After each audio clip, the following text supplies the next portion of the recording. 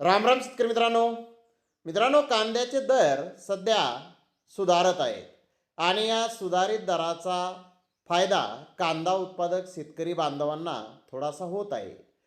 आता कांद्याचे दर सुधारत आहेत म्हटल्यानंतर केंद्र सरकार या सुधारित दराला लगाम लावणार का, यामध्ये काही खोडा घालणार का आणि बफर स्टॉक बाजारामध्ये आणणार का, नाफेड एनसीसीएफची खरेदी किती झाली, अशा अनेक प्रश्न हे शेतकरी मित्रांच्या मनामध्ये सध्या आहे। तसेच बाहेर देशातून कांद्याला मागणी कशी आहे हाही एक प्रश्न शेतकऱ्यांच्या मनामध्ये आहे। तर या दोन प्रश्नांची उत्तरे आपल्याला या व्हिडिओमधून मिळणार आहेत। त्यासाठी मित्रांनो आपल्याला व्हिडिओ संपूर्ण पाहायचा आहे। आपण अगदी थोडक्यात या व्हिडिओच्या माध्यमामधून या दोन प्रश्नांची उत्तरे ही पाहणार आहोत। मित्रांनो, केंद्राने कांदा दर नियंत्रणासाठी नाफेड आणि एनसीसीएफला 2 लाख मेट्रिक टन कांदा खरेदी करण्याचे आदेश दिले। मात्र सध्या बाजारात चांगला भाव मिळत असल्याने शेतकऱ्यांनी नाफेडकडे पाठ फिरवलेली आहे। सध्या बाजार समितीमध्ये कांदा सरासरी 20 ते 23 रुपये प्रति किलो आहे आणि नाफेड आणि एनसीसीएफचा खरेदी दर केवळ 18 रुपये 30 पैसे किलो आहे। बाजारात व्यापाऱ्याकडून सुमारे 5 ते 6 रुपये अधिकचा दर हा शेतकऱ्यांना मिळत असल्याने शेतकरी नाफेडला कांदा विकत नाही। सध्या चांगल्या प्रतीचाच कांदा शिल्लक आहे, त्याला जास्त भाव मिळण्याची शक्यता असल्याने आवकही कमीच आहे। तर मित्रांनो, यावेळच्या कांदा खरेदीत एक नवा पेच निर्माण झालेला आहे। केंद्राने यंदा कांदा साठवणुकीची जबाबदारी केंद्रीय वखार महामंडळाकडे सोपवली आहे।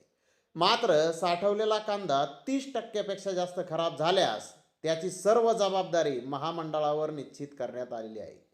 या जाचक नियमामुळे महामंडळ अत्यंत कडक तपासणी करून केवळ उच्च दर्जाचाच कांदा साठवणुकीसाठी स्वीकारत आहे। निकषांच्या या कडक अटीमुळे आतापर्यंत 2 लाख मेट्रिक टनाच्या उद्दिष्टापैकी केवळ 50 मेट्रिक टन कांद्याची खरेदी होऊ शकलेली माहिती ही मिळत आहे।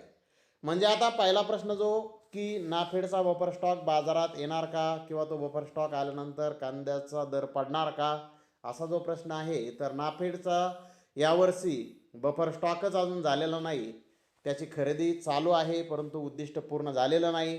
त्यामुळे त्या जो काही मुद्दा आहे त्या मुद्द्याला घाबरून जाण्याची काही गरज शेतकरी मित्रांना नाही।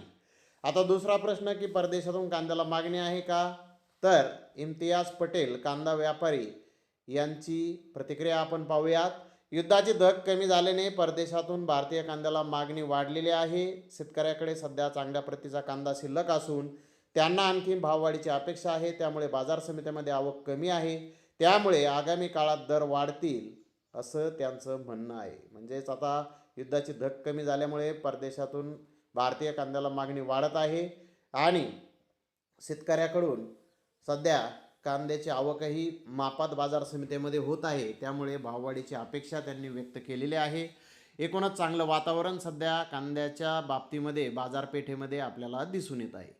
तर धन्यवाद मित्रांनो, आपण माझा व्हिडिओ शेवटपर्यंत पाहिल्याबद्दल। व्हिडिओ आवडल्यास लाईक करा, शेअर करा।